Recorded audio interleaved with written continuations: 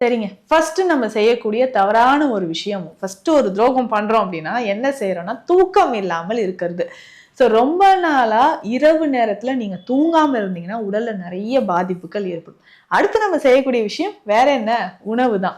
உணவுன்னு சொன்னாலே, "ஐயோ! உணவா? இது ஏதாவது ஒண்ணு சொல்லிடுவாங்களே! நம்ம புடிச்ச மாரி தானே இப்ப நம்ம சாப்பிட்டுட்டு இருக்கிறோம்." அப்படின்னு உங்களுக்கு நெறைய பேருக்கு தோணும். பிடித்த உணவு சாப்பிடுறது, பிடித்த மாரி இருக்கிறது இப்போ நமக்கு ஹேப்பியா இருக்கலாம். அதனால உடல்ல நமக்கு ஒரு பெரிய டிசீஸ் கொண்டு வந்து விடும்போது தான், அதனுடைய பாதிப்புகளோட தீவிரம் நமக்கு தெரிய ஆரம்பிக்குது. ரொம்ப நாளா நீங்க தூங்காமல் இருந்தீங்க. ஒரு நாளைக்கு 2 மணி நேரம், 3 மணி நேரம் அவ்வளவுதான் நான் தூங்குறேன்னு சொல்லக்கூடியவங்க எத்தன பேர் நீங்க இருக்கீங்க?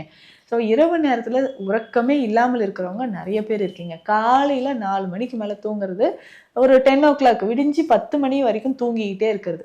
இந்த மாதிரியான ஒரு லைஃப் ஸ்டைல்ல நீங்க இருந்தீங்கன்னா, கண்டிப்பா மாத்திக்கோங்க. உடல்ல நெறைய பிரச்சனைகள் வர வாய்ப்பு இருக்கு.